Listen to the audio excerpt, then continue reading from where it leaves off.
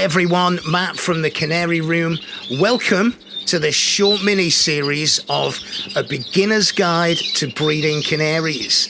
Now, I've had a number of messages over the last few months, in fact over the last few years, asking if I put together a little guide to breeding canaries for beginners. So I am happy to do so. The guide is in 3 parts. Each episode try and keep to about 10 minutes long. So if you enjoy it, please hit a like and share. So episode 1 today is going to be about selecting the variety of canary. It's going to be about cocks and hens. It's going to be about the feather type, yellow and buff. And we're also going to have a little look at the age of the bird. So for many people, a canary means a small yellow bird.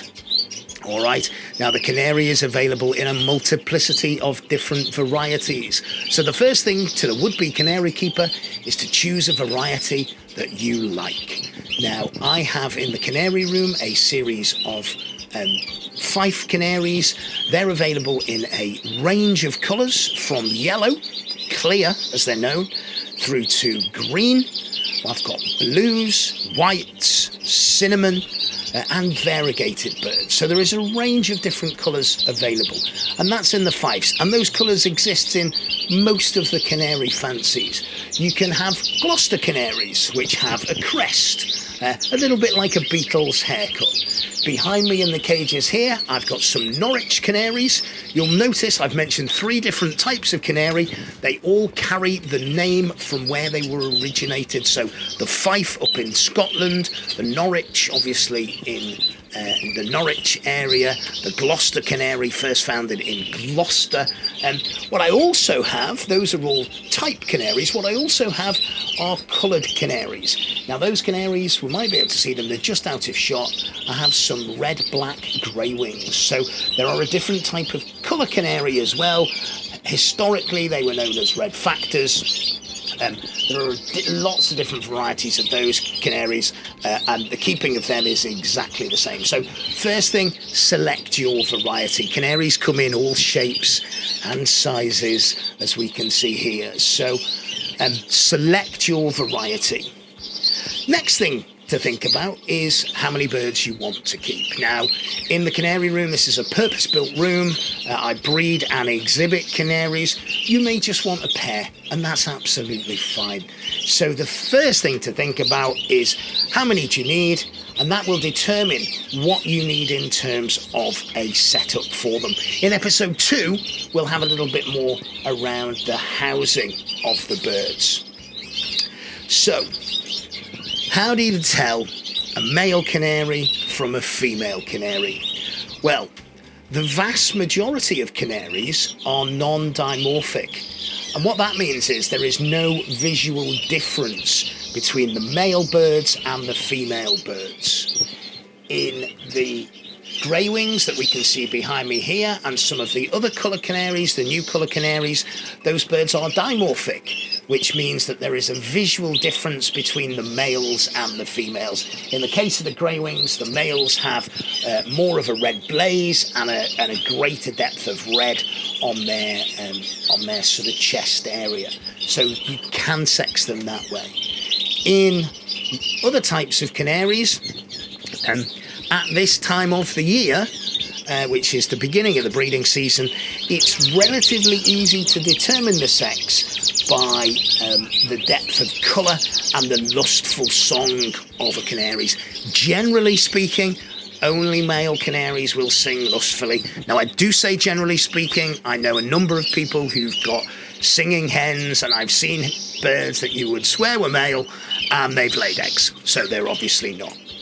One of the other ways of checking the sex of a canary, and we'll see it here, particularly when the bird is sexually mature and in breeding condition, is vent sexing.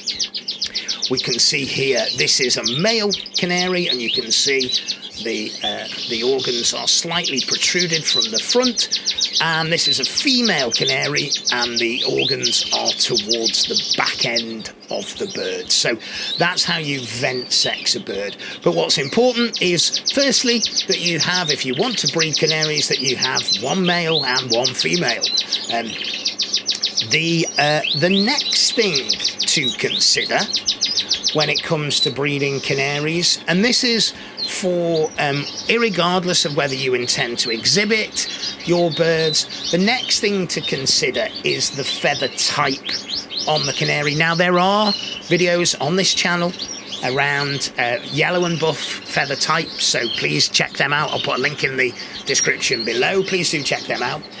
When it comes to yellow birds, the important thing to remember is that we are not talking about the colour of the bird, we're talking about the feather type of the bird. So in canaries, two main feather types. You've got yellow feathered birds and you've got buff feathered birds. And the ideal pairing is to pair a yellow feathered bird with a buff feathered bird. Now, the reason that we do that is that those two feather types complement each other.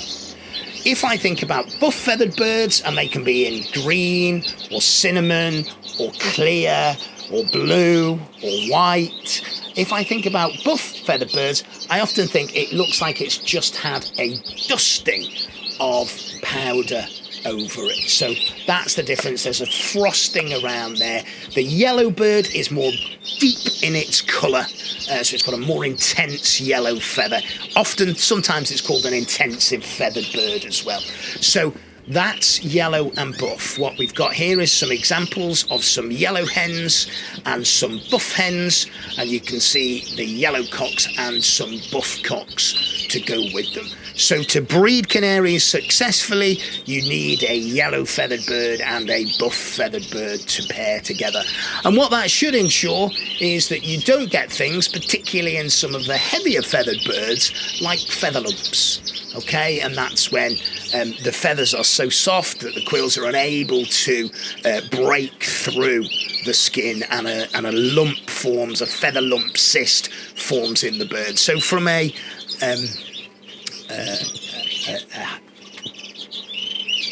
perspective of welfare, really important to consider the pairings. So the next thing to remember on our first part of this guide is, how do you know how old a bird is? Now, many canaries will be wrong, and the